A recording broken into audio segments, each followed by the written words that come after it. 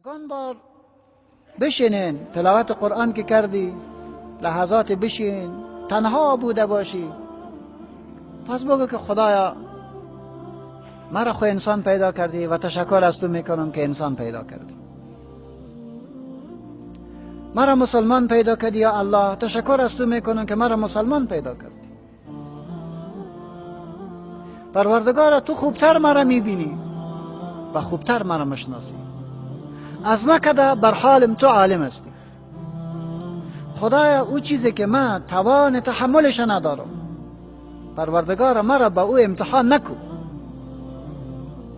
خدایا یکی از او چیزایی که سبب انحراف و سستی و مشکل می شود همین ضعف اقتصادی ما است. یا الله مرا به این امتحان نکو.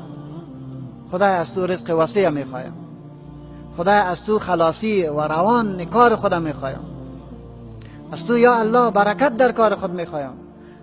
بیده تنها به الله بشینین و به الله تان مراجعه بکنین و بار بار بگن که خدایا تو ذاتی هستی که در زیر زمین به کرم نان میدی، تو ذاتی هستی که در پرنده ها در آسمان میگردد هیچ کس برش ذخیره جور نکرده، یا الله به او رزق میدی.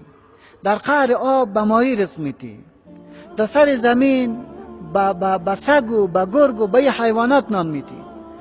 اشرف ترین مخلوقات هستم، من نان نمیدی؟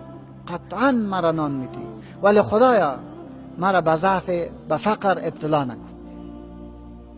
اللهم اینی اعوذ بک من الفقر، خدایا به تو پناه میگیرم از اینکه فقیر باشم، درمانده باشم. الله اصرار بکنین، از الله کمک بخواین، بعد اعتماد به الله بکن. آنچه که برای تو داده شده است در او خیرت است. جز و فضا نکنی. در هر مرحله که هستی شکایت به الله بکن، به مخلوق نکنی. دروازه های مخلوق دق الباب نکن، همیشه دروازه الله دق الباب بکن و در حین حالتش تنبلی را از خود دور